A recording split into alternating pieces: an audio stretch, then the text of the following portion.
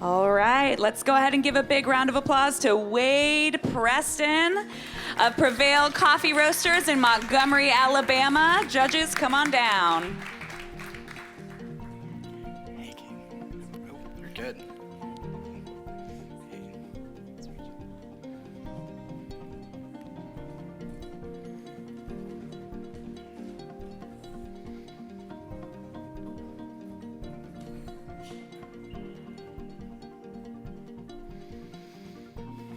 Go ahead and start my music.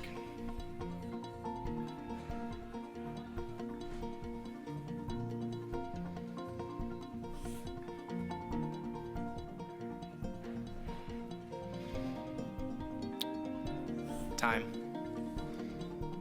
Maybe you recognize the tune. This is Jeff Buckley's Hallelujah. And to me, this is one of the most beautiful recordings of pop music ever. And the thing that I find the most interesting about this is that despite the passion with which Buckley delivers this song, this isn't Jeff Buckley's song. It belongs to Leonard Cohen. It's Leonard Cohen who wrote it, and Leonard Cohen labored over its creation. He wrote more than 80 draft verses of Hallelujah, but it wasn't until a decade later when Jeff Buckley recorded it that Hallelujah became to get some commercial success. Now, this isn't unusual. This happens a lot. Jimi Hendrix recorded Bob Dylan's All Along the Watchtower, and he just set it on fire. Otis Redding wrote a song asking for a little respect, but it was Aretha Franklin who turned it into a powerhouse anthem of empowerment. Now, who gets the credit in these situations? Is it the performer or the writer? Well, they both do, of course. Because this points to two things that great artists do well. A great artist can create, but great artists can also elevate. You see, Leonard Cohen created something beautiful. Jeff Buckley elevated that work of Leonard Cohen's, and it's one person's work lifting up the work of the other. So what does all of this have to do with coffee? Well, everything. You see, as baristas, we are daily presented with the fruits of someone else's labor. And when we come across a particularly beautiful coffee, I think we have this very noble instinct to just extract it really well and kind of stay out of its way. Let the coffee speak for itself so the spotlight remains where we feel it ought to, and rightfully should, on the producer and the roaster. However, I feel like when we are at our best, we're called to something more. To put our own creativity, our own work into it, and elevate the work of the producer and the roaster. And when we do that, we lift up their work. And I think that's a high calling, not just as a barista, but as a human being, to lift up the work of those around us. So that's exactly what I would like to do here today. Lift up the work of our producer, lift up the work of the roaster. And as I elevate the work of the producer and the roaster, my hope is that I will also elevate your experience as the taster. So we'll start with our producer. And I have the humble privilege, I am humbled by the privilege rather, of introducing you to Tigist Waka, who's the producer of our coffee today. Tigist has a farm that she's been working for over 20 years in the Adido village, the Yirgacheffe region of Ethiopia.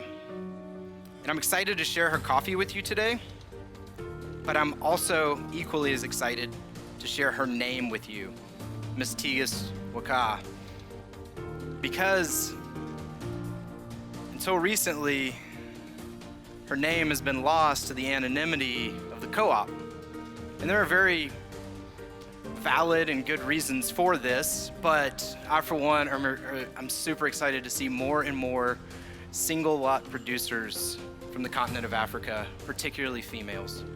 And I think when you taste this coffee, you'll agree with me that we need to see more of them. Now, the other person whose work I'd like to lift up today is our roaster. And that's an interesting story because you see, 7 years ago, my wife and I began what would become Prevail Coffee Roasters in Montgomery, Alabama. And up until this point, every time I have stepped to this table to brew coffee for 3 judges like you, there's been a coffee that's been roasted by myself or our company. But in the interest of wanting to lift up the work of others, I reached out to a dear friend of mine who's been a great encouragement and inspiration through my coffee career, and I asked my friend Andy Springer at Sweet Bloom Coffee if he would collaborate with me on this, and he, to my delight, accepted, and we've been doing this postal service thing, mailing coffee back and forth to each other, trading notes, and having a whole lot of fun, and I'm very honored to be able to do him the favor back and elevate his work today. So, how do we take on this monumental task of elevating the work of such incredible people? Well, for me, it begins with flavor saturation in the extraction. I like to find those things that make a coffee particularly unique and beautiful and turn the volume up to 11 on those things. And the way that we're doing that today is I've started with 18 grams of coarse ground coffee. It's sifted at 600 microns. It's loaded into the upright AeroPress using the Prismo attachment from Fellow. That's equipped with a stainless steel mesh filter, but also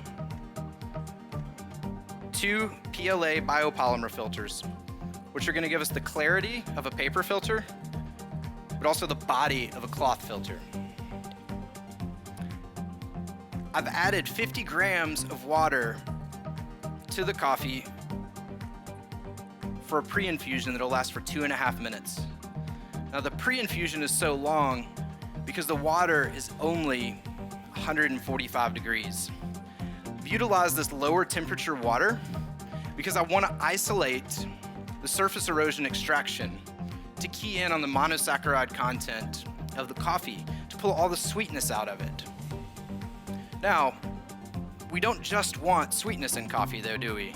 It needs to be interesting. It needs to have some intrigue. We need that brightness, bitterness, the acidity.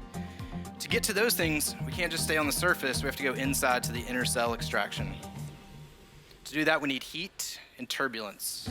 So after a 2.5 minute pre-infusion, we came back over the coffee with 210 degree water, filled to the 205 gram line, gave it a stir, and a nice steady push after 2.5 minutes of hot immersion. The steady plunge lasts for about 30 seconds. And what that's gonna create for us is that cup with very saturated flavors. It's gonna have aromas of chocolate nougat,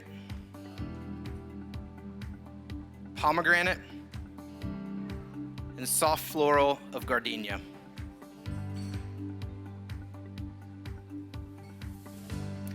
On the hot pass, you're gonna taste Meyer lemon, mandarin orange, and red raspberry. The acidity is gonna be medium to high throughout, and it's gonna be a citric acidity. The body is gonna begin tea-like, but as the cup cools, it will become more juicy. The aftertaste is going to be dry and lingering, but pleasant, like that of a sparkling grape juice or a Chardonnay. On the warm pass, you're gonna notice the Meyer lemon acidity fall off just a little bit, but its sweetness ramp up. The mandarin orange note will give way to yellow peach. And the red raspberry will move from a ripe red raspberry to a raspberry jam. As the cup cools to tepid, clarity will give way to saturation. And it will be a nice homogeneous mixture. It will be juicy and reminiscent of raspberry lemonade. I know I gave you a lot all at once, so if you need me to repeat anything, just let me know the temperature or the attribute, and I'm happy to. You guys are pros, thank you. Well, I am so thankful for you being here today to allow me to do something that I truly love and allow me to elevate the work of Ms. Tegas Waka, Mr. Andy Springer, Sweet Bloom Coffee, my family at Prevail Coffee. My name is Wade Preston, and it has been my pleasure. That's my time. All right. Great job. Oh my goodness. How you feeling, Wade? Pretty good. My scales turned off. I turned around and all my scales were off, so I had to fidget with my scales a little bit. Really? Yeah. I absolutely did not notice. Like, you did I not, did. like, It was you did the not only pause. thing on my mind the whole time. I was like, oh, they're all off. What am I gonna do? Man, you did. So- That was that was flawless. You like did not pause at all. You didn't like break. You didn't bat an eyelash. That was incredible. Well, I faked it really well then. Wow. so- Yeah. That was very good. Wade, I've seen you around in the competition circuit before. Tell me a little bit about your history with competing. Oh man, this is this is my last year. I'm gonna do this. I promise, Megan. That's what they all say. It really is. I've been at it for a while. I was just talking to somebody. My first competition was actually 2012, I think. 2013. Yeah. Wow. Michael Harwood and Jonathan Bonchak edged me out for SCRBC in Oh my Atlanta. goodness. So Wow. Bonchak's probably watching right now. He would watch. He's a good guy. He's probably so. Hi, Jonathan. Peaches. Oh, Peaches. Hi, Peaches. Yeah. Hey. Oh. So yeah, I've been at it for a while. Kind of off and on. We've opened up a shop, opened up a roastery. We have 2 children, who are right over there. Yeah, they're with their aunt and uncle right now, So cute. having a blast. So yeah, it's kind of been in and out of competition over that time, not every single year, but yeah, I love it. I love connecting with the coffee community through it. So it's a lot of fun. Is there anyone that you'd like to thank? Well, my wife, because like I said, I've been at this since like 2013, and she has supported, in most cases tolerated, my my habit of coffee competitions, and I'm super grateful for her. Our just Prevail family back in Montgomery, Andy Springer at Sweet Bloom Coffee, we did this like weird collaboration, like we're a roaster, they're a roaster, like we just did the thing, and it was a lot of fun, and he's just been so awesome, and he's been so good to me throughout my career. 1186 water. This water comes from a spring in Ottawaville, Alabama. And this dude, Marquise, he bottles it, and it's like the best water to brew coffee with. I love it so much. So, yeah. Yeah, I mean, there's so many people. Tyler Duncan for smoking good meat. He's not here Wow, anymore, that's so, the no. second meat smoking comment. No, Wow. but yeah, it's I have a long list. I won't let everyone. Well, you did wonderfully. Congratulations, Wade. Just wow. So let's go ahead and give Wade one more round of applause. Wade Preston of Prevail Coffee Roasters in Montgomery, Alabama. Congrats, man. Thank you.